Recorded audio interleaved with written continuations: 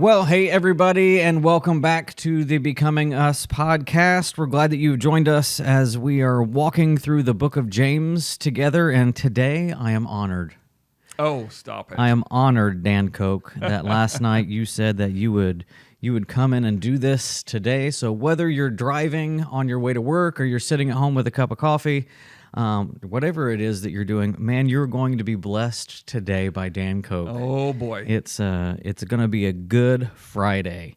We're going to take some time just to reflect on the message from Sunday, Jerry's message on James chapter 1, verses 13 through 18. And Jerry has this unique way of telling stories that stick with you throughout the week, just ways that drive home the points that he is trying to make, whether that be pets in New York City or alligators in Florida or fishing, whatever. Niagara Falls was another one that he told, just to kind of help tie in the concept of temptation and the different ways that it pulls at us, and something that all of us face.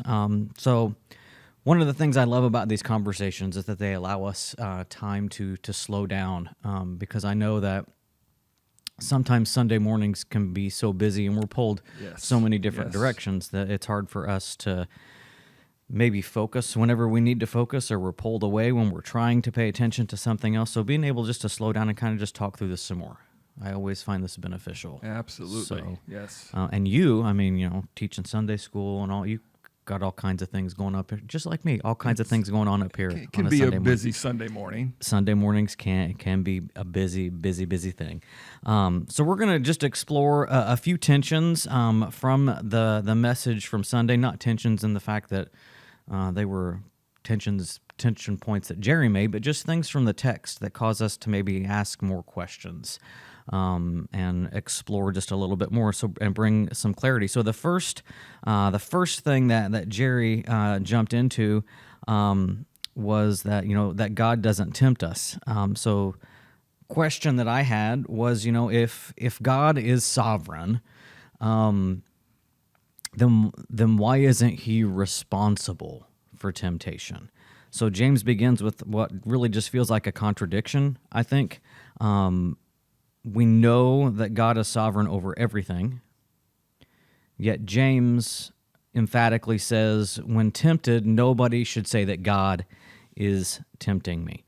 So, Dan Koch, why do you think James starts by defending God's character instead of talking about resisting temptation? Yeah, I think it goes back all the way to the beginning, to the book of Genesis, where God is sovereign. We see that in His creation, and we see that He tells Adam and Eve in the very beginning, do not eat of this fruit.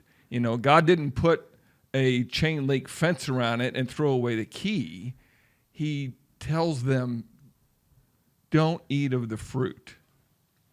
Yeah. So He gives them right out of the gate. He gives Adam and Eve free will, right? Free will to choose, to make a choice, to do or to not to do, and I think that's the way God operates. He didn't create us to be programmed robots. Yeah, where. You will do this. You will do this. Yeah. I think if that were the case, we wouldn't need grace and mercy. Yeah. However, sometimes, it would be nice if God could just reach down and change our direction. Yeah. Yes. Don't go that way. Right. Turn around. Yeah. Would save us from a lot of things. Yes. I appreciate the fact that you pointed to that, because one thing I was thinking about back in Genesis 3 was whenever they were tempted, Satan, he didn't necessarily attack their morality or them, but he attacked the character of God. Right. In order to tempt them to something else. Is God really? Yes. Is God did he really saying did he that? really He say didn't really that? say that. So that's a pretty powerful tactic of Satan is to help us or to Sure. make us think differently about God. Yeah. Yeah. So that maybe we will choose something Right. else. So And Michael, I think you see that throughout all forms of temptation that we deal with in our lives, whether we're a young person or we've aged a little bit, where Satan is quick to say, this isn't really gonna hurt you. What harm can this cause? Right. Yeah. Satan's good at that. yes, yeah, he's deceitful. Yes. very, Yes, he very, is. very, very deceitful. So why are we so quick, I guess, to would you say blame our circumstances or even God on our spiritual struggles? Because it's our nature to look outside of ourselves to put blame on someone else. Because Sure. gosh, it can't be me. It can't be, Cannot be me. My fault. It's easier to blame another person or God. Whenever we acknowledge what it is that's going on, but James isn't trying to heap guilt on us in this, but really just inviting us into freedom. So why do you think that's just our gut reaction is just, hey, somebody else's fault, not mine, maybe even God's? Yeah. Why would we blame God for something like that? I just think that is the ways we as humans are wired, and that is when something goes wrong, it can't be because of anything we did. I mean, it's not our fault. Yeah. It's not our fault. It's not my fault I'm in this jam. It must be, God doesn't like me or something like that. God is all loving. He's all knowing. But again, it comes down to our choices. And we tend to choose what we think is going to be best for us in that moment. Yeah. And again, like we said, Satan is good. Satan can make things look very, very desirous. Yes. He sure can. And it's what comes later after those choices that we often feel the pain of our consequences. Right. And I think that temptation for us, whenever we are tempted to something, it's just revealing something that's already inside of us. Right. And enticing us to something that maybe is a deep desire or a deep want or a weakness Sure. in us, impatience or pride or fear. But the good news for us is that we can recognize what's happening in our heart. Right. And it's whenever we recognize what's happening in our heart that we can really allow God to transform us. Yeah, I agree. Yes. Yeah. Yes. Yeah. There's a lot, and I think, I think Cameron and I talked about this a little bit last week. There's a whole lot of freedom in vocalizing things and just saying things out loud and saying our struggles and sharing our struggles. And that's what the church family and accountability and, small groups, whoever it is, close friends, that's what they're there for, to help us walk through those times of struggle and temptation and whatever it is that it may be. But just acknowledging, hey, this isn't from God. This Right. isn't something He's doing. Right. What do you think the difference is between a test that strengthens our faith and a temptation that leads us towards sin? Well, that's a good one. Yeah. In my years of teaching, early in the school year, I used to talk to parents about understanding that as a parent, you want what's best for your child. Yeah. We almost envision their life. We want it to be an easy path lined with roses on each side, and you don't ever want them to feel hurt. But the reality is, it's a life that's going to be filled with potholes and challenges. Yeah. And I think that's what, God allows that. He allows that for us so that we can realize that that He's there for us. He's walking with us through the challenges of life, and that we just need to reach out. We just need to reach out to him. And I think you and Cameron touched on it some last week, and I know Jerry mentioned in his sermon, it's trust. It's trusting that Jesus' way is the best way. The best way. Yeah. Yeah. Yeah. Jerry had said Sunday, and I appreciated this point that he made. He said that, the temptation itself is not the sin. Yes, it's the giving in. It's the what you do with it. Yes, It's the what you do with it that it's not the problem, but it's what you intend to do with the temptation that is the problem. Am I going to trust God in the middle of it? Am I going to help him? Am I going to know and believe that he's going to pull me out of it? Or am I going to give into it and look somewhere else other than to God for comfort or fulfillment or security or whatever it is? And I think that's why James says that God never tempts us, because his desire is to mature us and to grow us, never ever to destroy us. Right. And you mentioned the test. I mean, you go through life, and if you haven't been tested yet by this world, then it's coming. Yeah, it's coming. Yeah, and there's things that happen in life that is outside of our control. Illness, job security, things happen in life that we have to deal with, and I think that is sometimes different than the problems we create with our friends on a Friday night or a Saturday night growing up. Yeah, it's like we made a choice.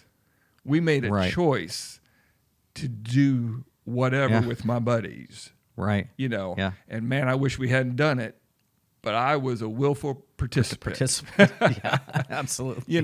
So I think there's those types of hardships that we face, and then there's hardships, that just happen because it's part of life, and God allows it to happen, and that's where you either learn to trust and lean into God, right, or you blame God. Yeah. You blame God. And sadly, that's where a lot of people go with it too. Yeah. And that's, Right. And I, the first part of Jerry's message, what I appreciated is this fact is that, James isn't trying to make us feel guilty, but he's really trying to help us see God more clearly and to understand God's character and who he is, and he doesn't want to hurt us, and he does want good things for us, and in fact, all good and perfect things come from him. Yes. So it's our choice what we do with that temptation. But if that temptation then does start inside of me, and it's just an innate thing in my being, is there really any hope for me?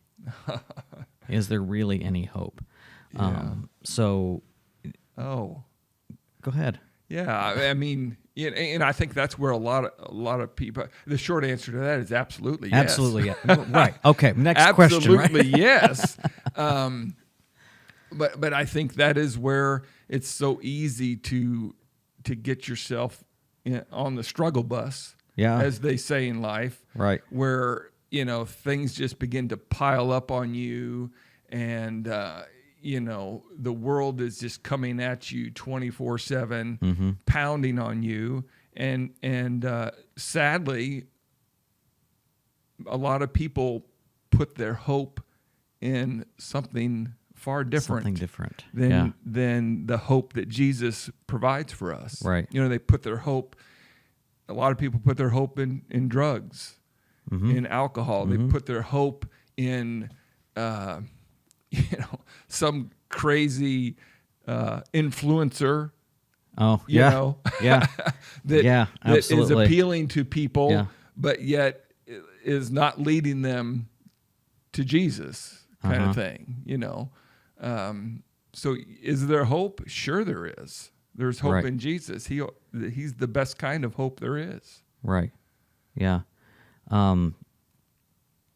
Like I said,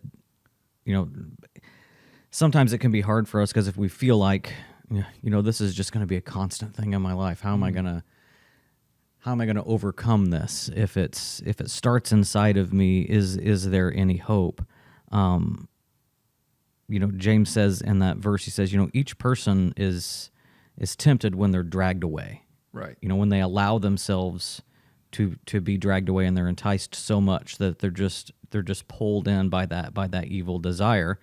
But that term in there, that dragged away, it really implies that there's an external factor. Mm-hmm. There is an external factor force. to and there is a force that Yes. is trying to pull us away and to get us to choose things and to live a way that would not be pleasing to the Father, and to try to get us to not rely on the goodness of God's character and who He is. Right.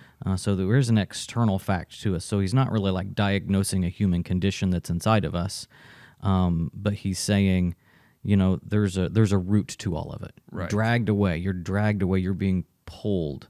While there may be times, and I know that there are times with everybody when that's just our willing choice that we go, but there are other times where it is just dragged away, or it's just too strong of a temptation that we can't overcome it because we're relying on ourselves rather than looking to God to help us navigate those moments. But the good news is that once we understand where temptation begins, once we understand that, we can also learn how to interrupt its progression, I think, before it reaches a destination. So why do you think that James really focuses more on our desires than on Satan sometime in this text a little bit? Well, I think, first of all, you got to love James. Yes, I mean, that guy, you do. He is direct. He doesn't beat around the bush. No. He kind of, in his message to us, in his encouragement, I mean, he kind of calls us out. He calls us out. Mm-hmm.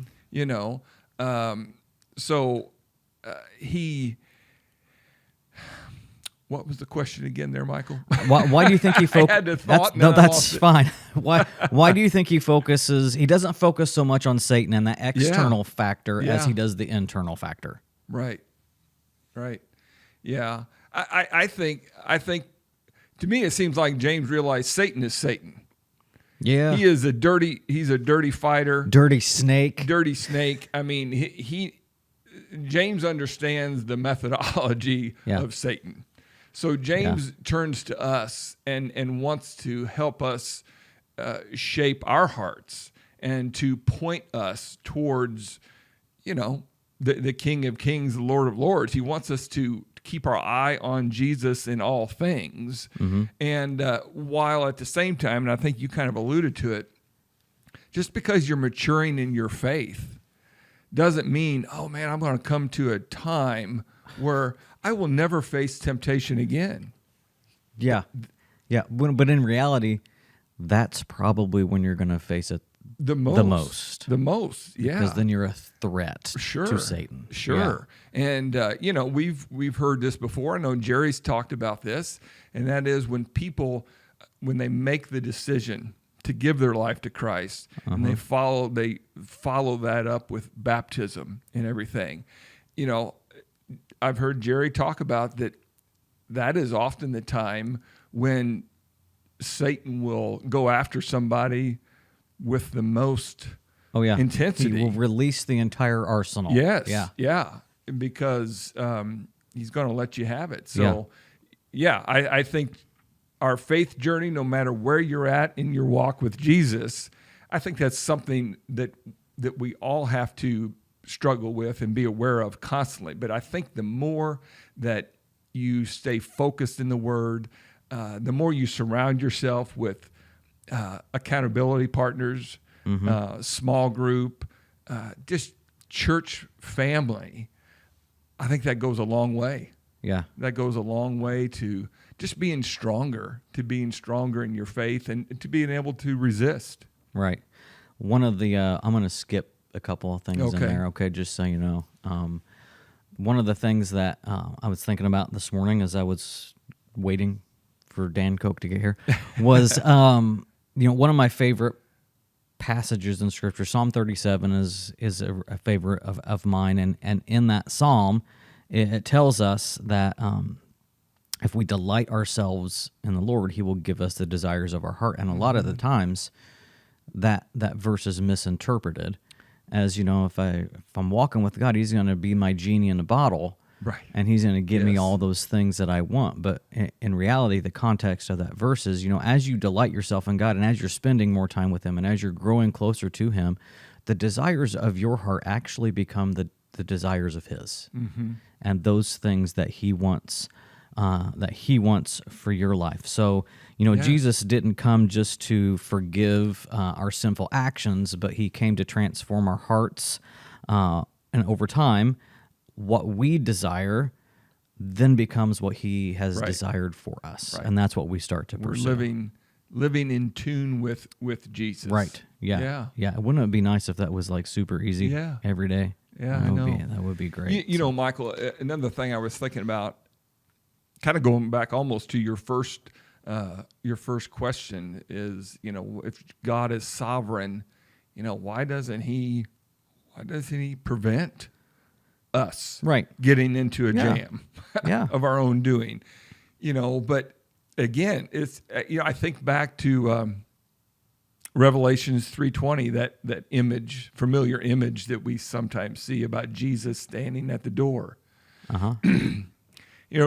There's the door is cracked open. Jesus could just open the door, push the door open and walk in. Right.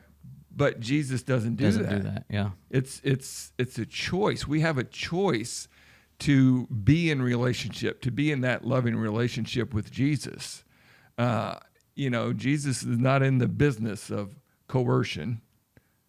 Right. And you see that again, I think it's John 16:33, I think, where Jesus says, if you love me, obey my commands. He doesn't say, since you love me, if you love me. So there's that, again, that concept of, Jesus wants to be in a relationship with us. He loves us. He wants to walk with us, but the choice is ours. Yeah.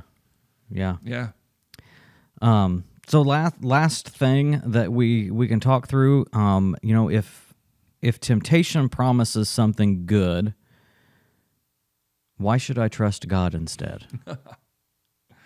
If the world's promising me something good, after talking about sin and death and desire, he shifts the conversation and he says, every good and perfect gift is from above, coming down from the Father of heavenly lights, who does not change like shifting shadows. And at first glance, those almost feel disconnected, like those two sections, those very close verses, but actually that's like the climax of the passage, because every temptation makes a promise to us of fulfillment, of happiness, whatever it is, and it whispers, comfort, security, satisfaction, and it tells us, hey, that stuff can be found away from God. I got a lot of friends who don't live in relationship with God and claim that they are happy and they are fulfilled. And, they may have those feelings, but James is responding by reminding us that all of the good gifts that we have come from the Father. So that really changes the whole conversation for us. That resisting temptation just isn't saying no to sin, but it's about saying yes to God's character and choosing to lean into God's character and who he is. But what lies do you think that temptation tells us about God's character? I think the lies are very much short term. It's like if you want this, if you want this, or you desire to have this feeling, man, you can have it. You can have it. And we're sometimes our attention spans, we're so short-sighted in that, it's like, man, I want that. I know that'll feel good. Yeah. And again, like, who's it going to hurt? Or who's going to know? Who's going to know? Who's going to know? Yeah. So go for it. But what God offers us is something far greater, and it's everlasting. It's eternity. Yeah. It's eternity. Just trust in me you may not always like Right. the path Yeah. I Yeah. set out for you because it may not be what you want to do in the moment. Yeah. But trust me, what I have planned, this is what God's telling us in Yeah, Scripture. absolutely. What I have Yeah. planned for you is Far better. Far better. And on an interesting point you made that, I connected was the promises of God really do reflect his character in that his promise, not just God, but his promises are unchanging. Right. His promises are eternal. His promises, if he is good, his promises for us Yeah. are good, and they're unchanging, like his character, and with shifting shadows, they do not change. So whatever it is that the world tells us, God's not enough, his timing's not right, his ways won't satisfy you, this would make you happier in the end. It's only temporary. It's only temporary. It's only a only temporary temporary. satisfaction. Yeah. That's good. I love I that. remember just a saying from a study that our small group did years ago where the one leading it said that this world, the world that we live in now, as messed up as it is, Yeah. it's the best possible path to the best possible place. Oh, wow. And I Yeah. love that. It's true. We all can say, man, this world is messed up, and it is.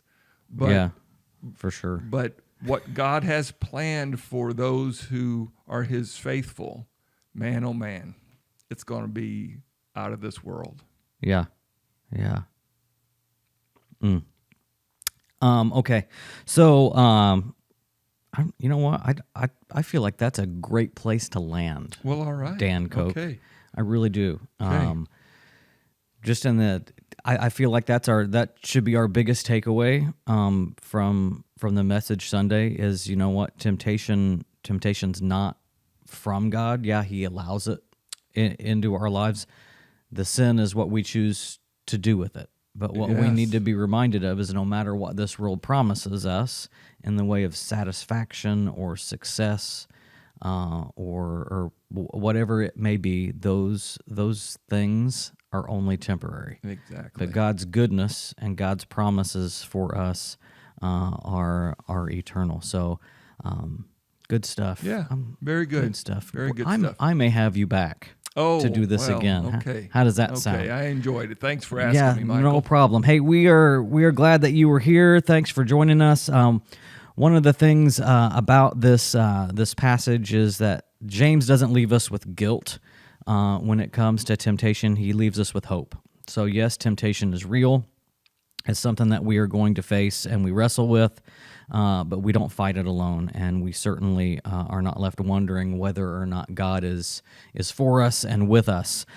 So James reminds us that God's good, he doesn't change, and that every good thing comes from him. So maybe the invitation for us, or the thing for you to ponder on this week is, what's a temptation? What is this temptation promising me now that I'm forgetting I already have in Christ? Yes.